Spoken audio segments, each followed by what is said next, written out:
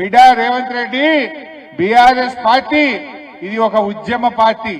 తెలంగాణ ప్రజల గుండెల్లో పుట్టినటువంటి పార్టీ బీఆర్ఎస్ పార్టీ.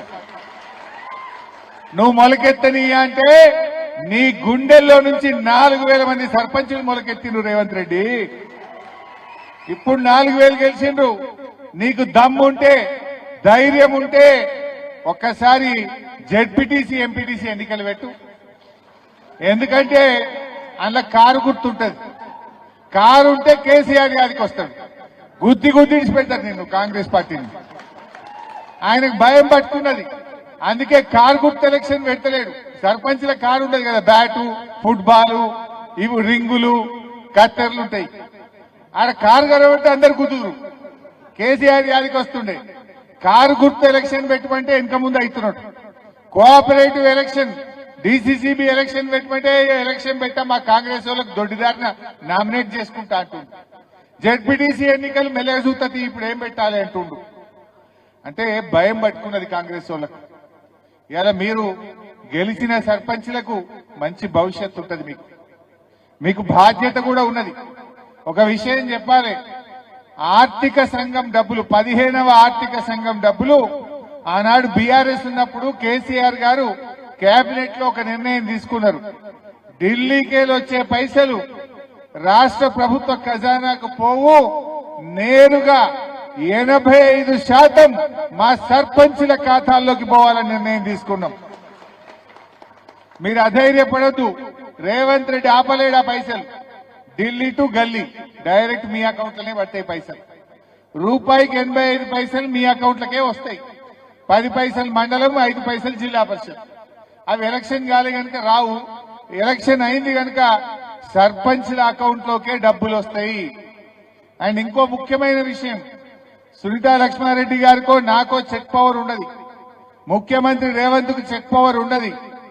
ప్రధానమంత్రికి ఉండదు. చెక్ పవర్ ఉండేది భారత రాష్ట్రపతికే ఉంటది, మా సర్పంచ్లకే ఉంటది. అందువల్ల మీరు ఎవరికి భయపడాల్సిన అవసరం లేదు. ఆనాడు కేసీఆర్ ఉండగా ప్రతి ఊరికి పంచాయత్ సెక్రటరీని పెట్టిండు. మీరు మీ సెక్రటరీ కలిసి మంచిగా పనిచేయచ్చు. అందువల్ల డబ్బులు రావా వస్తాయా అని ఎంత ముందు కాకుండా మీరు చాలా మాటలు ఇచ్చి ఉంటారు, నాకు తెలుసు. ఒక దోసాలైతే మళ్ళా కేసీఆర్ ముఖ్యమంత్రి అవుతాడు, బీఆర్ఎస్ గవర్నమెంట్ వస్తుంది. ఇప్పుడు వచ్చే పైసలు డైరెక్ట్ మీ అకౌంట్ లో పడతాయి. దాంతో ఏమేం చేయగలుగుతారో చేయండి. మంచిగా మోరీలు సాఫ్ ఉండాలి, రాత్రిపూట చీకటి లేకుండా బుగ్గలు వేయాలి, మంచినీళ్లు ప్రతి ఇంటికి పొద్దున్నే రావాలి. రోజు మన ట్రాక్టర్ కొనిచ్చిండు కేసీఆర్, మంచిగా చెత్త ఎత్తి శుభ్రంగా గ్రామాన్ని పెట్టాలి. ఇట్లా మీతో అయిన కాడికి మీరు గన్లాడు. సునీతమ్మ గారు మీకు అండగా ఉంటది. ఏమైనా అర్థం కాకపోతే మీకు చెప్తుంది. ఇంకేమైనా పెద్ద పనులు ఉన్నాయనుకో, దోసాల తర్వాత మళ్ళా కేసీఆర్ గారు మన బీఆర్ఎస్ ప్రభుత్వం వస్తుంది. ఇంకేమన్నా ఉన్నా కూడా అన్ని చేసి పెడతాం. ఎందుకు? మీరు 5 ఏళ్ల కోసం గెలిచింది కదా, 5 ఏళ్లు కదా. ఇప్పుడు ఈ కాంగ్రెస్ ఇక దోసాల కంటే ఎక్కువేమి ఉండదు. దోసాల తర్వాత ఎప్పుడు ఎలక్షన్ వచ్చినా మళ్ళా గులాబీ జెండా ఎగురుతుంది, కేసీఆర్ గారు ముఖ్యమంత్రి అవుతాడు.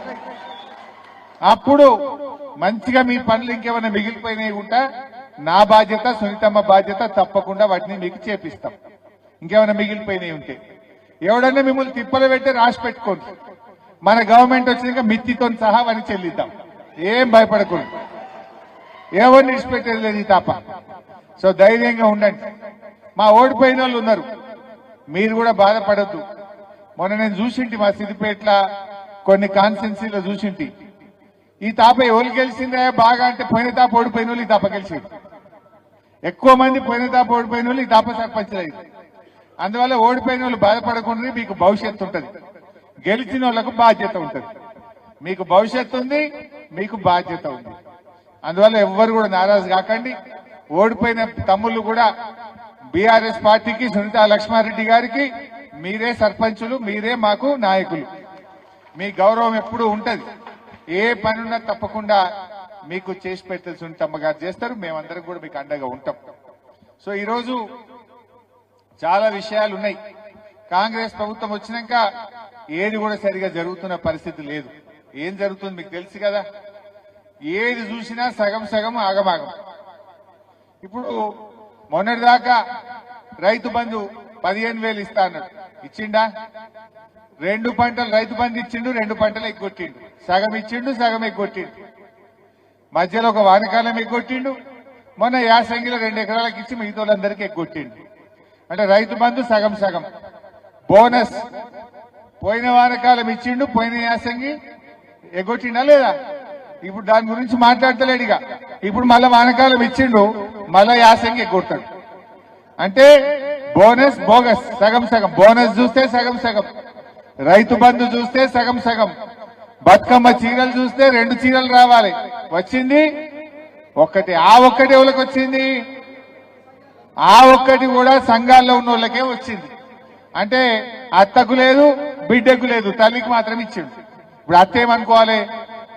నా కోడలు కట్టుకుంది కానీ నాకు ఇయ్యలే అనుకోదా? బిడ్డ ఏమనుకోవాలి?